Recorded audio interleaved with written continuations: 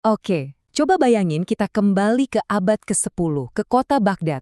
Ini bukan sembarang kota loh, pada masanya ini adalah pusat intelektual dunia, tempat berkumpulnya para pemikir hebat. Dan di sana, sebuah perdebatan ilmiah besar sedang memanas.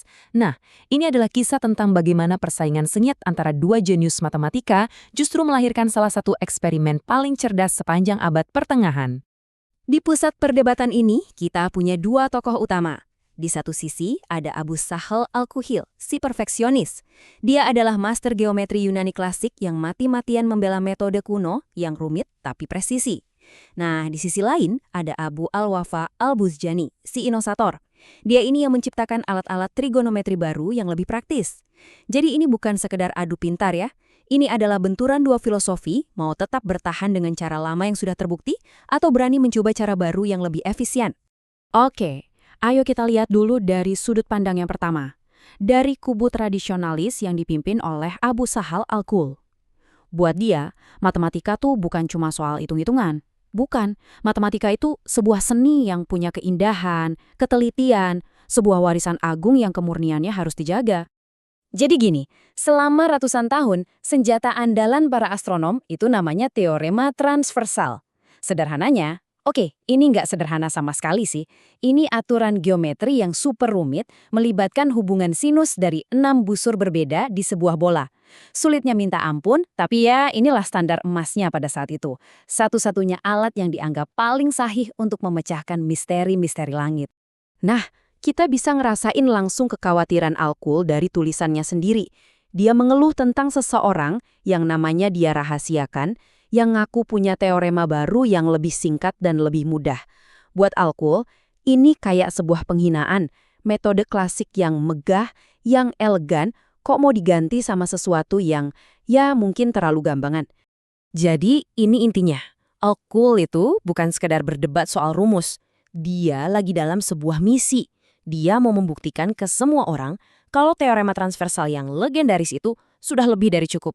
Nggak perlu yang baru-baru. Ini adalah perjuangan buat mempertahankan tradisi dari apa yang dianggap sebagai jalan pintas yang dangkal.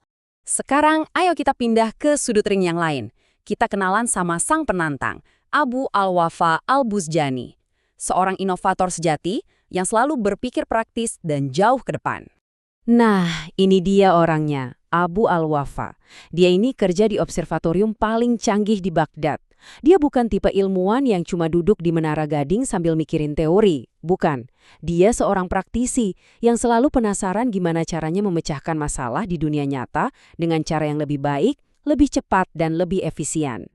Dan inovasi-inovasinya ini benar-benar mengubah segalanya. Abu Al-Wafa itu yang pertama kali memakai fungsi tangan secara sistematis. Dia juga yang ngenalin sekan dan kosekan, terus dia juga yang membuktikan hukum sinus. Hebatnya lagi, dia sampai bikin tabel trigonometri yang akurasinya gila-gilaan pada zaman itu sampai 8 angka desimal. Ini bukan sekedar perbaikan kecil, ini revolusi dalam matematika terapan. Mau bukti kalau dia orangnya praktis banget? Cek aja buku panduannya buat para pebisnis.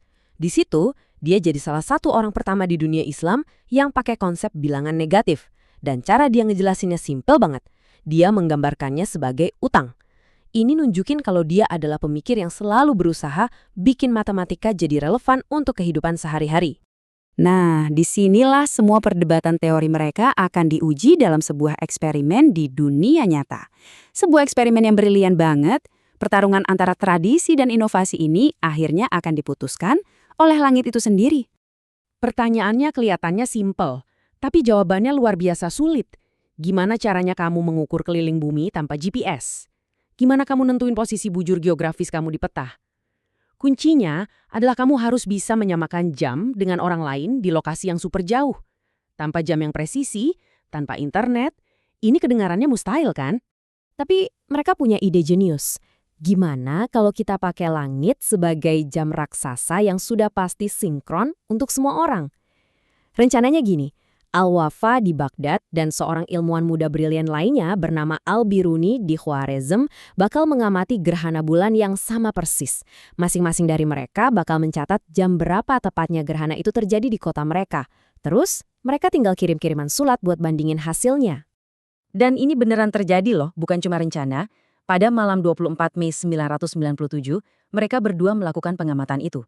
Ini adalah sebuah kolaborasi ilmiah terencana pertama yang jaraknya hampir 1.500 km.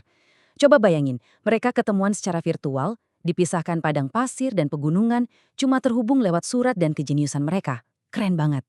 Setelah berminggu-minggu nunggu kurir surat, bolak-balik, akhirnya hasilnya keluar.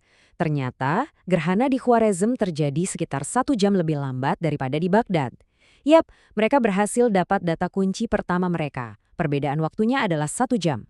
Terus, gimana cara mengubah perbedaan waktu 1 jam ini jadi ukuran geografi? Gampang!